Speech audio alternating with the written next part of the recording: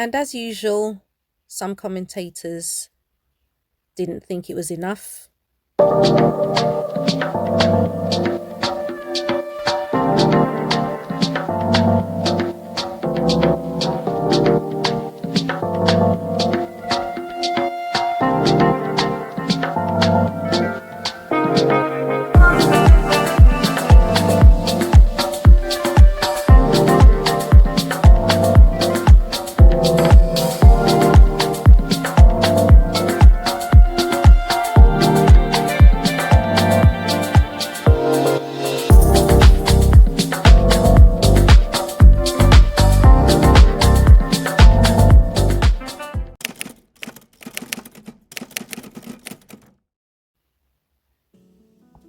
Hey guys, firstly let me apologise for not being in front of the camera today. I'm not in my usual location.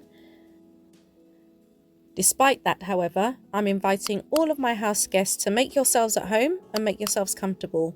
If you're passing by and you'd like to become a house guest, don't forget to hit subscribe and activate all of your notifications. I'm Chez, this is Chez M0i. Welcome to my place.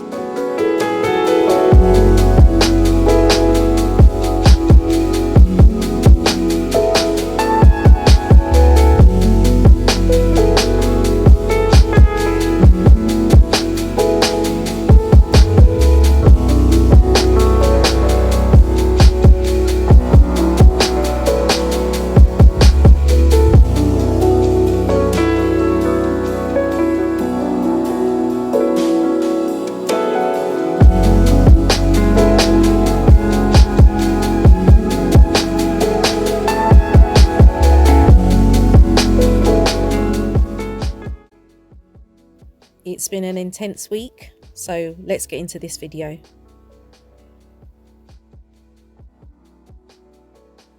The United Kingdom. Never has there been a more glaringly obvious oxymoron. Scotland, Wales and Northern Ireland all held successful referendums on devolution in the late 1990s. Scotland elected a new First Minister 12 months ago. Northern Ireland elected a new First Minister last month, and Wales elected a new First Minister earlier this week. If each of these four countries has its own government and they want to do things their way, how can they say this kingdom is united? Similarly, when we turn our attention to the monarchy, let me first give credit where credit is due. Taking into consideration what's going on right now, whatever opinion you may have had of Queen Elizabeth II, she did not play with the job she was given. She made a verbal declaration on her 21st birthday in 1947, years before she became Queen, pledging that she would be fully committed to this country and the Commonwealth. She fulfilled her role successfully. Even with all the scandals that took place during her 70-year reign, she still managed to be the glue that held the institution together. Furthermore, I think she had her head screwed on when it came to preparing her son to take over. This article is from theguardian.com and it was published over 10 years ago on the 19th of January 2014. The headline reads, Queen and Prince of Wales's press offices prepare to merge. Prince Charles's team moving to Buckingham Palace in what is reportedly part of preparations for his accession to throne. The press offices of the Queen and the Prince of Wales are expected to merge in what is being described in media reports as the latest step in Prince Charles's preparations for the day he becomes king.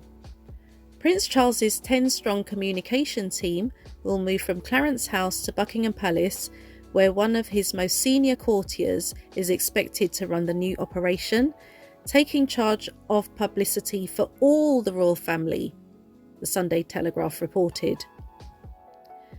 A Buckingham Palace source said the press offices are being merged to better coordinate various strands of activity. Media reports suggested the move was a sign of the gradual shift towards Prince Charles eventually becoming king.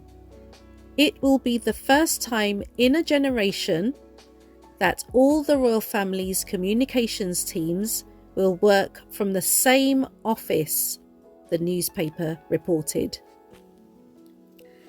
Now, I'm sure most of you know the saying, "A house divided against itself cannot stand." Many people know this as a quote made by Abraham Lincoln, but it actually has biblical origins. And it essentially means that success comes from sticking together, and to do anything else is to invoke disaster. I'm very curious. After the Queen passed, what was the reasoning behind Charles and William having separate communications teams?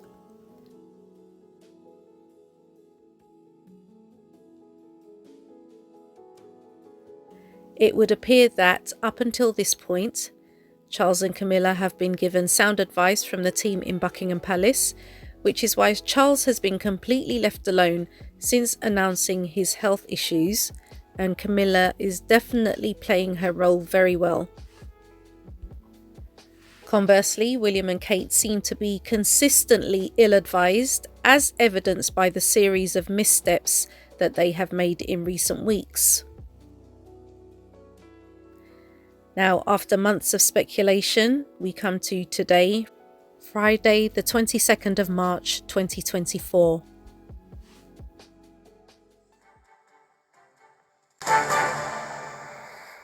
Good evening. We come on air tonight with some breaking news from Kensington Palace about the health of the Princess of Wales. In a video message recorded by Kate, she's revealed that she's undergoing treatment for cancer. She said that following her abdominal surgery in January, tests found cancer had been present, and she's since begun a course of preventative chemotherapy. Tonight's announcement follows widespread speculation about her health in recent weeks. Here's Kate's video announcement in full. I wanted to take this opportunity to say thank you personally for all the wonderful messages of support and for your understanding whilst I've been recovering from surgery. It has been an incredibly tough couple of months for our entire family, but I've had a fantastic medical team who have taken great care of me, for which I am so grateful. In January, I underwent major abdominal surgery in London, and at the time, it was thought that my condition was non-cancerous. The surgery was successful. However, tests after the operation found cancer had been present. My medical team therefore advised that I should undergo a course of preventative chemotherapy, and I'm now in the early stages of that treatment. This, of course, came as a huge shock, and William and I have been doing everything we can to process and manage this privately for the sake of our young family. As you can imagine, this has taken time. It has taken me time to recover from major surgery in order to start my treatment, but most importantly, it has taken us time to explain everything to George, Charlotte and Louis in a way that's appropriate for them and to reassure them that I'm going to be okay. As I've said to them, I am well and getting stronger every day by focusing on the things that will help me heal in my mind, body and spirits. Having William by my side is a great source of comfort and reassurance too, as is the love, support and kindness that has been shown by so many of you. It means so much to us both. We hope that you'll understand that as a family, we now need some time, space and privacy while I complete my treatment.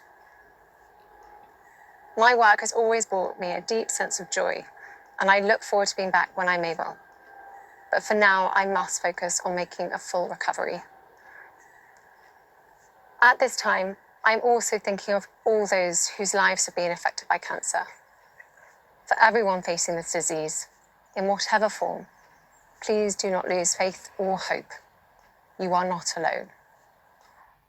I'm sure there are words that can resonate with many people who also are dealing with cancer diagnosis at the moment. And we can talk now to our royal editor, Chris Shipp, who's over at Buckingham Palace, as you can see. And Chris, this is a huge shock, not just for Kate and her family, but the country as well. Yeah, where do you start with news like this, of course? Listed a few facts first. One, we don't know what cancer Kate has. They've only told us that she's having a chemotherapy treatment. And as you heard Kate explain there, and I thought what was a very emotional, very moving video message, the cancer was discovered after the abdominal surgery that she had in hospital back in January. If you remember, she was in hospital for 13 nights and hasn't been seen in public since then. It was after that period that the cancer was discovered, and she's now going through chemotherapy treatment. You don't need me to remind you, of course, that her father-in-law, the King, is also having cancer treatment as well. That's two very senior members of the royal family, both now being treated for cancer. As for the timing, why have they done it today? Well, it's all about their three children, about Prince George, Princess Charlotte and Prince Louis. They finished school today for the Easter holidays. They have something like 3 or 4 weeks off. And whilst Kate and William took time to tell them, obviously there's no more difficult a task for a parent to tell their children that one of you has cancer. They finished school today, so William and Kate can shield their three children from the inevitable media coverage of this particular story. They're on holiday, they can keep them away from their friends and from school and from social media, and that's why Kensington Palace made the announcement of Kate's cancer today. Okay, Chris, thank you very much. As soon as I heard the very short intro to the evening news, I knew immediately who it would be about. What I did not expect was that Kate would reveal her devastating diagnosis. This makes me sad. Sad that her three children have to try and process this information and what it could potentially mean for them and their family. I fully understand her not wanting to share any medical information, and really she shouldn't have to. I just wish the same courtesy would have been extended to Meghan when she needed support from the palace. If you recall, she was told they couldn't help her access mental health services because it would reflect badly on the institution. With all due respect, what's happened since the beginning of 2024 in terms of how clumsily William and Kate's communications team have dealt with this matter is far more damaging to the firm's global reputation than anything Meghan may have said or done. As I've consistently stated in these last few videos, Kensington Palace is partly to blame for how Kate has been treated. I reiterate that the palace should never have made any additional statements after the initial announcement about her surgery, and the criticism only started to come because her announcement contrasted to Charles's announcement, where he shared just enough to satisfy the public's appetite for key information. As I said last week, I felt Kate had been thrown under the bus after that Mother's Day photo. Then there was the recent visit to the farm shop where people were speculating whether it was Kate or not. And now the data breach concerning her medical records at the London clinic. Let's go back in time briefly and remind ourselves how the British media behaved in the weeks and days leading up to today's revelation.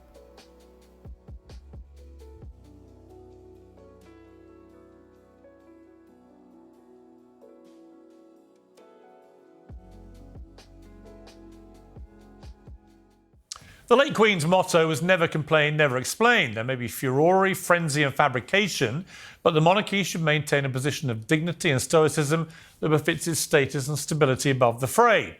In the most part, it always worked for her. The times, well, they are changing. The royal family is changing. The way people consume information about the royal family is changing. And through a series of unforced errors, the royals have completely lost control of a narrative they would dearly like to control. The front page of today's Sun newspaper reports that the Princess of Wales looked happy, relaxed and healthy on her first public outing since abdominal surgery, although that is not a picture, as they make clear, of her. It's an old one. It's not taken on this visit to a farm. They say that she and William spent the morning watching her three children play sports, and then they went to her favourite local farm shop in Windsor. And that's obviously good news. It means Kate is clearly on the mend. That's what everybody wants to hear.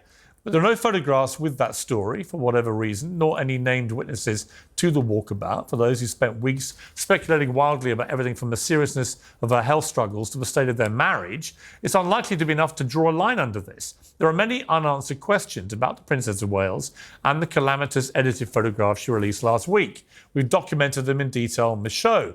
At a time of indisputable crisis, feels a bit of explaining and if necessary, complaining, maybe exactly what the Prince and Princess of Wales need to do. The public's reverence for the royals depends on integrity and on trust, and both of those things have taken a battering. Only William and Kate can really put this right. It didn't take long for the media to revert to type and somehow blame Meghan for what's going on. And amid the digital maelstrom that's rocked the royals' global reputation, of course, Meghan Markle has entered the conversation. On the same day that Princess Diana's memory was being honoured, she launched a new luxury lifestyle brand called American Riviera Orchard, whatever that means. And the products, let's be honest, they sound wretched, don't they? We're entering the D list of the Sussex circus, which contrasts with the dignity of William and Kate, and is, of course, precisely why Harry and Meghan lost the hearts and minds of royal fans everywhere in the first place. It's also why it's so important that William and Kate now win back the public's trust. And from America, the founder and editor of TMZ, Harvey Levin. Well, Harvey, let's go to you first. Kim Kardashian was on my way to find Kate, she said. Like I say, when you become a laughingstock like this, but also playing to the conspiracy theories of where the hell is Kate, it's not good, is it, for the royals? Well, it's terrible for the royals. And look, it's not just a one-off. When you go back to the way they handled the crumbling of the marriage of Diana and Charles, when you look at Diana leaving Buckingham Palace and looking at the way that was handled, the way her death was handled, the way Prince Andrew was handled, the way Meghan and Harry was handled. I mean, there have been a series of bungles over a quarter century. But I think of all of them, at least, it's hard to put context to it because we're in the middle of it, but this is feeling like the worst one. And in the middle of all this, you've got the Duke and Duchess of Sussex, Meghan and Harry, in California, still proving to be a massive thorn in the side of the royal family. On the day that William stands up in London to pay tribute to his mother, 25 years on with the foundation that was set up in her memory, there is Meghan Markle announcing the release of her new Instagram project, where she's going to make garlic jams or something. People seeing this as a quite deliberate attempt to take the attention away. I have a slightly different take on this, Piers, than you do.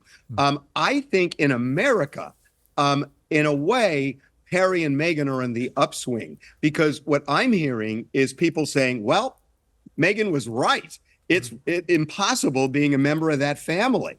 And people who think that Kate might have had some kind of a nervous breakdown, they're looking at what happened to Meghan. They're looking at what happened to Diana. And they're saying, yep, it's impossible to live in that family. Meghan and Harry may be right. So in a way, I think in terms of their status, in terms of PR in America, it's gone up as a result of this. How interesting, because over here, all the polls are, they're getting more and more unpopular. America is very important, Harvey, to the royal family, to the monarchy. I think if you took the American love of our royals away, you would be taking a very, very large chunk of their viability as a working, serving monarchy. How damaging is all this been, do you think, to the brand of the royal family and the monarchy? I'll tell you why I think this is really damaging.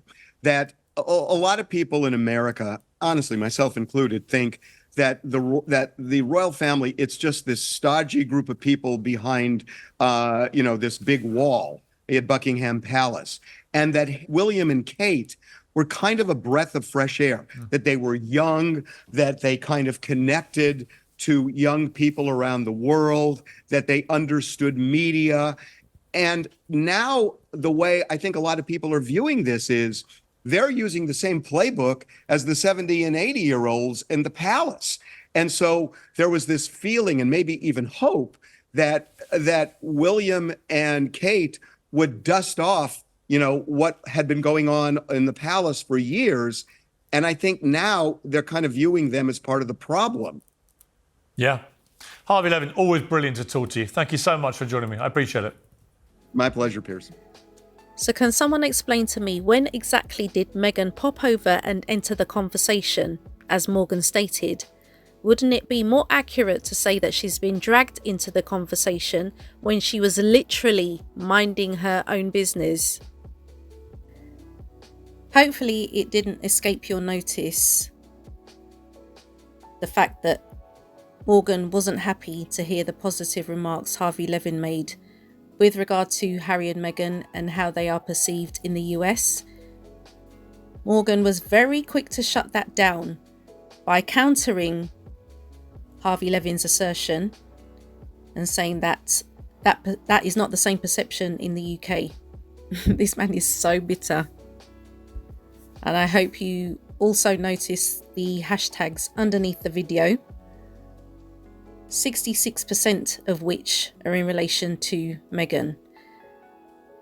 Now, his programme, this particular episode, is supposed to be focused solely on Kate.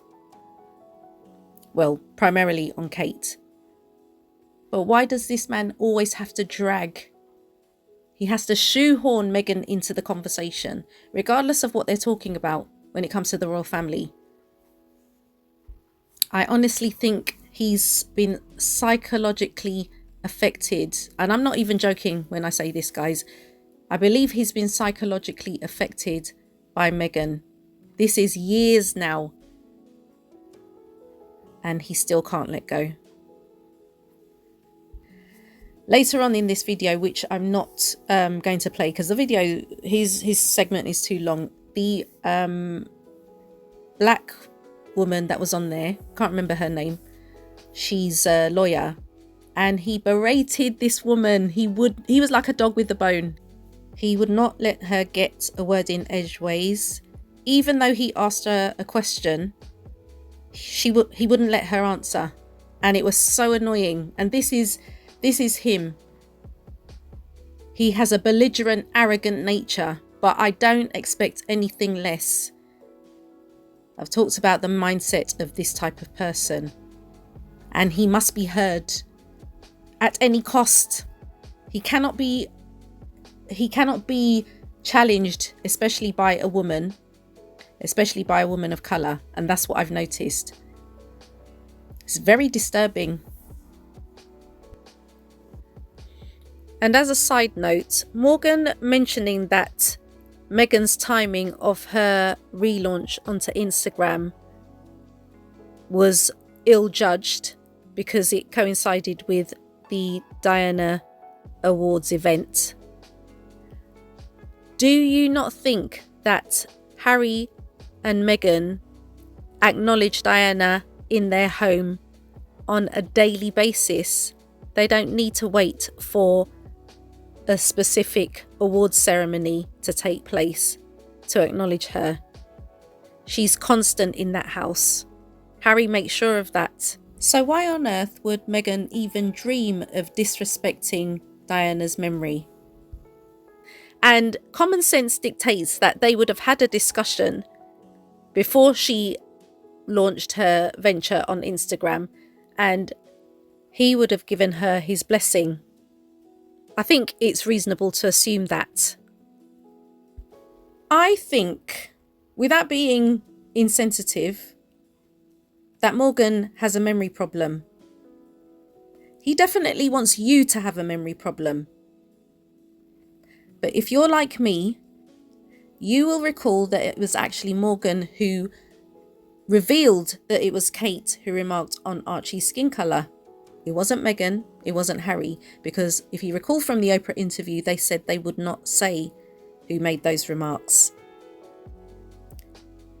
In this episode of his, he says more than once that it was Meghan that said directly that Kate was racist. She never said that.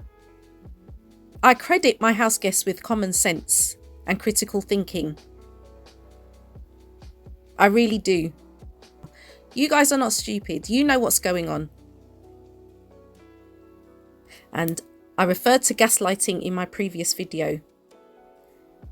This guy has a PhD in gaslighting.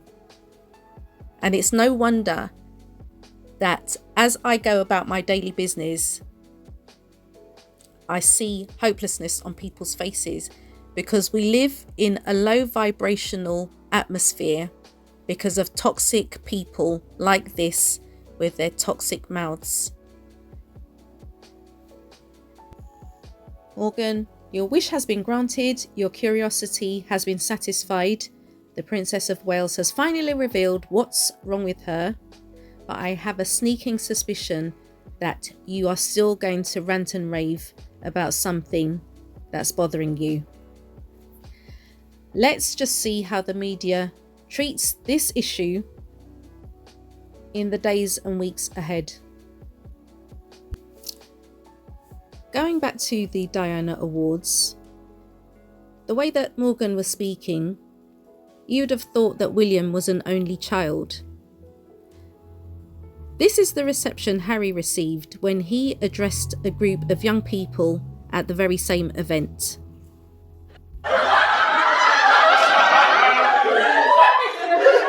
Hopefully.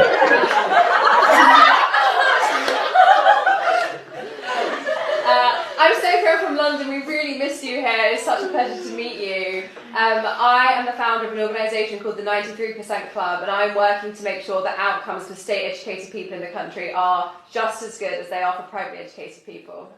It's such a pleasure to meet you. I'm sorry I can't be there. I wish I could be there with you guys. Sorry, carry on. Terry, I'm a huge fan of your mom and yourself. My name is Kira Zhang. I'm from Indonesia. What we do is we build libraries for undocumented migrant children in Southeast Asia's biggest landfill site. Thank you. Group of people, and I think, do we span most of the world? I think so. Yeah, literally every continent. Every continent. It's amazing the work that you guys are doing. So listen, tell me, why do you do what you do? One at a time. Anyone can go first. Why do you do what you do? So for me, the inspiration behind my work is because I got tired of seeing the problem. I got tired of complaining about the problem. My project is very personal. I was attacked on my campus, and the experience through it was very terrible. So we know that the world we live in is flawed, it's not perfect. But if all of us is looking away, expecting the government to fix these things, it's not going to happen. So as a person, I saw my experiences as an opportunity to do something better and to inspire others to also do something better. So that was my reason. So much of the future depends on you guys, right? And you know that. And some of you may feel as though the work that you're doing is small. Some maybe feel as though it's big. Wherever it goes, whatever it does, the impact again that you are having on hundreds of thousands, millions of people, like without you guys doing that and without you inspiring other young people to do the same thing because it feels good, because it's the right thing to do, but you get so much from it. That inspiration is like this ripple effect that goes across the water. And you don't need me to tell you that. But I want to tell you that because every single day that you're working on these things, you don't even know the impact that it's making, right? You don't know that when you meet people and you have those interactions that you may have potentially changed their day, changed their outlook, changed their perspective, given them a little bit more hope, and hopefully inspired them to go off and do something similar. So again, like I am seriously impressed with the work that you do, especially at the young age that you're at, and the future's yours, right? And you're helping to shape that future. What you've heard today are people who have not just joined the project, they are visionaries. They've seen, they've started, they've led. And that's kind of what we're looking for with legacy. So these young people here are truly continuing your mother's legacy. That's why you've been chosen, and that's why you've been given these awards. So my mum would be incredibly proud of all the work that you've done. I'm incredibly proud, and thank you for doing everything that you do. I think it's an honor because, I mean, everyone thought so highly of your mom, you know, and I think There's so many things and so many quotes that all of us can say that your mom left for all of us to use, but I mean, one of the biggest things is that she was just a trailblazer and just unapologetically herself. So it is an honor for all of us to receive the award. So coming up against barriers, and you're going to keep coming up against all sorts of different ways of thinking, but it seems like you guys are always thinking outside the box, and we need more of that. I would like to say that what you've done here, you have invested in current and future leaders who are going to disrupt and change for the better. So thank you, sir. And when you leave London, you've got to stay in contact with each other, because you will be able to help each other out, every single one of you. Enjoy the rest of your evening, if that's what you plan to do. Don't get in too much trouble if you're continuing to go on. And thank you very much for inspiring so many others, and at the same time protecting my mother's legacy. I really appreciate that. And Tessie, again, well done on this fantastic group of individuals. I'm just so happy that you've had such an amazing week and an amazing night.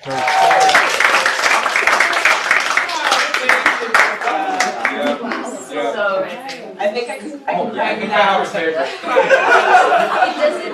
I didn't take all this makeup to cry like before. I can cry now. He is incredible. His answer about fearlessness. Now here's the conundrum. Morgan and his cohort seem to forget that there are 2 to 3 generations of human beings coming behind us who have a completely different view of Harry and Meghan, as well as a significant number of Commonwealth citizens who continue to witness the media's ill treatment of this couple, almost dismissing the relevance of these Commonwealth citizens as if they do not matter at all. Harry and Meghan know that investing in the lives of young people has enduring benefits because it allows them to continue serving on a much larger scale, positively affecting these next generations of leaders and essentially doing what is necessary to ensure a better future for their children. The problem with the British monarchy, the British establishment and the British media is that their thinking is very narrow. The collective voice of the Commonwealth is louder and more influential than the collective voice of the UK, and the media fails to realise that living in the digital age means that the world is watching everything that the British royal family says and does, especially when it comes to Harry and Meghan, who were the best chance the royal family had of re-emerging as a globally respected entity. So the downfall of the British monarchy won't be because of Meghan, it won't be because of Harry. The downfall of the British monarchy will happen because it and the British media hate Meghan, the Duchess of Sussex, much, much more than they care about the so-called United Kingdom, its territories and its citizens. Remember, a house divided against itself cannot stand. So guys, I don't have that much more to add except to say the inevitable happened. People were wondering whether Harry and Meghan were going to say anything regarding Kate's news. They did come out with a statement.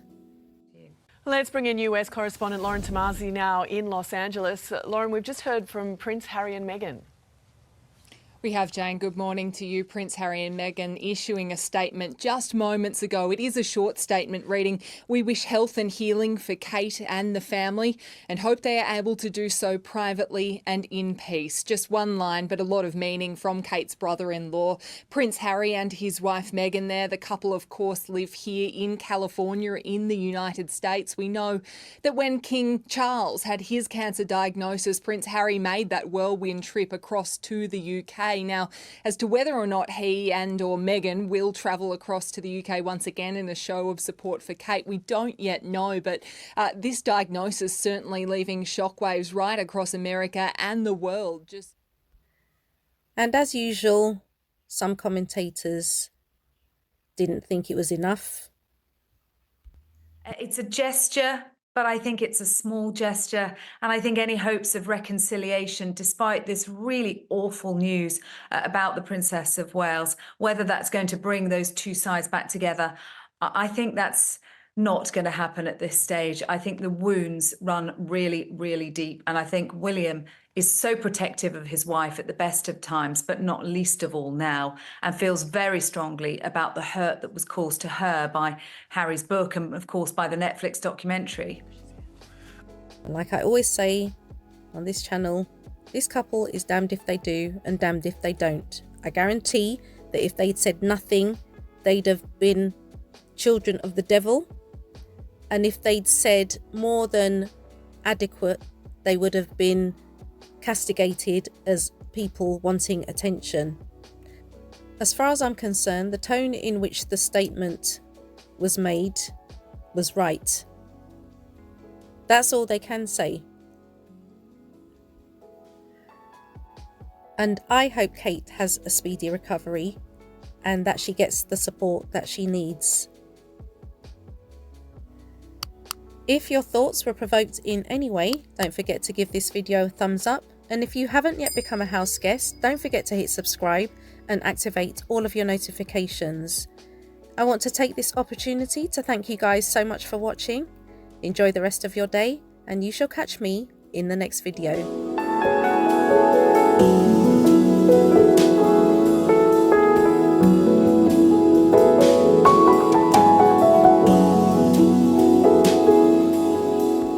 Thank you.